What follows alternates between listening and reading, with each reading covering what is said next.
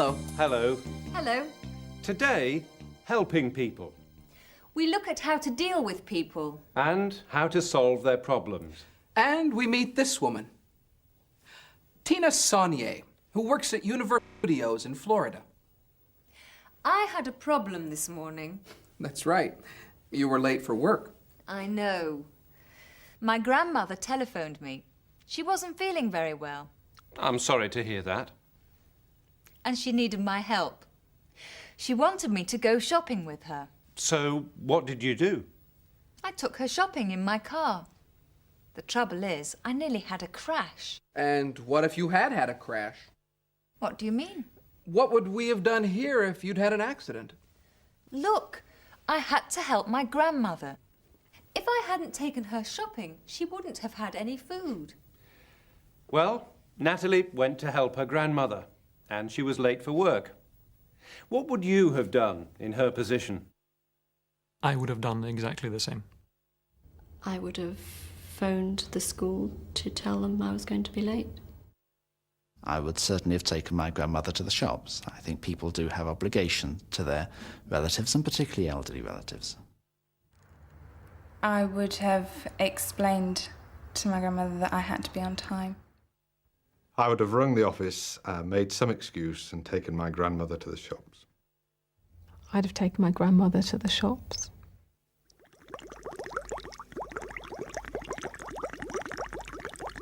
This is a job for mighty man. What's the matter? My washing machine has gone wrong. Oh, dear. I'm sorry to hear that. But don't worry. I'll soon mend it. But... It's all right. No job is too hard for me.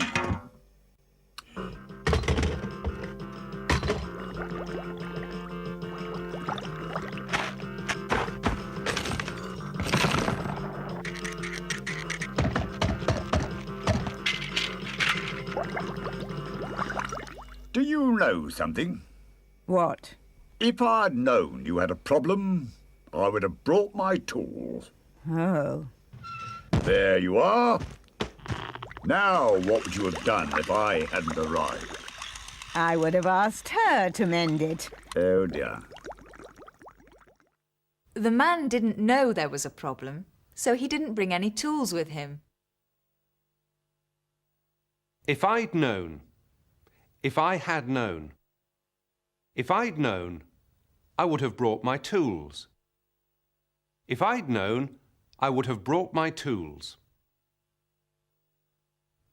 The man thought he'd done a very good job. What would you have done if I hadn't arrived? What would you have done if I hadn't arrived? And the woman replied, I would have asked her to mend it. I would have asked her to mend it.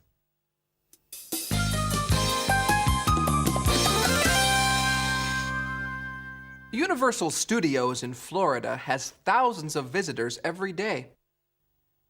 Tina Saunier works in guest relations, a department which is there to help visitors. Let's find out what happens at Universal Studios and what they do in guest relations. Universal Studios Florida is a theme park, and it's also the largest working motion picture studio outside of California.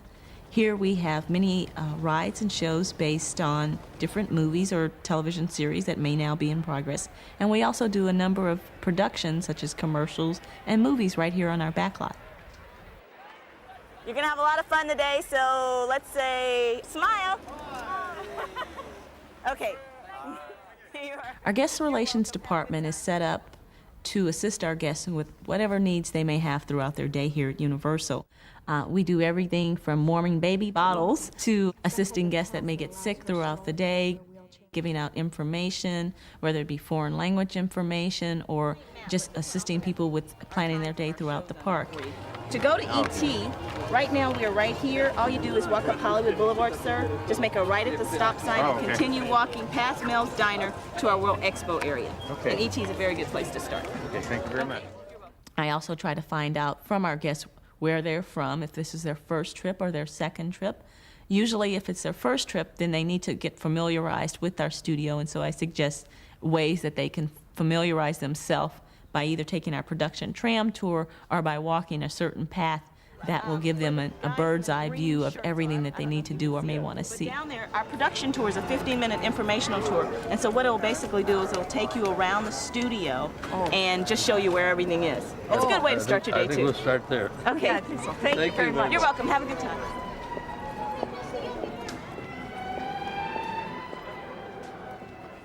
We have guests here who lose a variety of things. The most common objects that they lose are sunglasses and cameras. All of those? No, I've done 3. We've only got 3 left. Okay. That's right. During the summer, a lot of people lose their hats also. And of course, they lose their children, which is a big thing. License, no money. No money? Okay. I got a credit card and it's got a driver's license. Okay. I'll take that in. Also, a lot of people, especially men, lose their wallets. A lot of our rides are very turbulent, and they'll go on the ride, and they won't notice it until they get to the cafeteria or a restaurant that they want to go to lunch at and say, oh my goodness, my wallet's gone. We do everything. Anything we can do to assist our guests, we do that so that they can have a great time here. People seem to lose a lot of things when they visit Universal Studios. Sunglasses, Cameras, Hats, wallets. and children. At guest relations, Tina and her colleagues often have to deal with people who don't speak English. There are also many visitors who are deaf. What do they do when there are communication problems like that? We get a great many people here from foreign countries who do not speak English. And it's very hard sometimes to communicate with these people, but oftentimes people can speak just very few words of English, or we can speak, not just myself, but other people that work in the guest relations department here can speak a few words. So there seems to be always someone available to speak, whether it's a few words of French or Spanish or Portuguese or whatever it may be, to be able to assist that guest. I'm looking for this one in Spanish. Spanish? Yes. I can get that for you. Let's stay right there. All right. Do you need just one? It's possible two. Dos? Yes. There you are. Thank you very much. You're welcome. Have a good day. But also, very often it's gestures. It's, well, how can I help you? I don't know. Maybe, come with me. Is this what you want? Pointing. No Chinese. Yeah. No Chinese. No Chinese. Sorry. We also have a great number of people here that are deaf, and we all don't know sign language. And so sometimes it comes down to them writing down what they need, and we, write back to them. Tina mentioned 2 methods that people can use to deal with communication problems. Gestures and sign language. 2 ways of communicating without speaking. Tina often has to deal with visitors who have special disabilities. In the next part of the interview, she talks about a visitor who suffered from MS, multiple sclerosis, and we hear about the special arrangements that were made. Often we have guests who know that they're coming on vacation, and they'll either write us or they'll call us, and they'll tell us their special circumstances and ask if there's anything unique that we can do for them. Such as one time we had a mother, a lady, she was very young, very attractive lady, about 33, and she had 2 small children. Her husband called me in advance and said, look, my wife has been diagnosed with MS, and we don't want our children to know. They're 8 and 9 years old, and I don't want my wife to sit in a wheelchair because I don't want my kids to realize that there's something wrong here. And so what we did is we simply told them to come to guest relations, and that we would assist them by giving them a backdoor card where she would not have to sit in a wheelchair. Also, what we did for that family was, in this case, because she couldn't wait in lines and heat exhaustion was a big problem for them, we suggested that they split their day so that if she needed to go back to the hotel, she could and come back that night. They came at a time of year where they could do that because we had very extended hours at that time. So, The woman was able to rest and come back to Universal Studios later in the evening. But what would have happened if she hadn't come at that time of year? We would have done the same thing as far as the VIP pass. However, she wouldn't have been able to fully enjoy her day here, go back to the hotel, and then come back that night, because there would have been no night events to come back to. Tina Saunier meets all kinds of people with all kinds of problems. Let's finish with Tina telling us what is the hardest, or, as she says, the toughest thing about her job. The toughest part about working in guest relations is being yelled at. Relentlessly. Oh, gosh. People, sometimes, I have not always been in guest relations, and it's very hard to sometimes listen to some of the things that people have to say to you, because they are just so frustrated and they're so mad and they're going to get it out of their system, and they don't care what they're calling you or what they're saying. This is how they feel.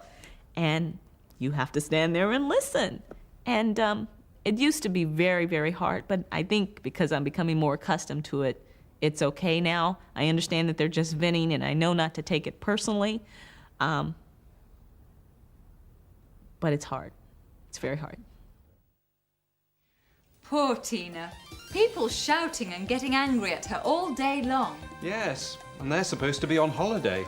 Imagine what they must be like when they're not having a good time. Goodbye. Goodbye. Goodbye.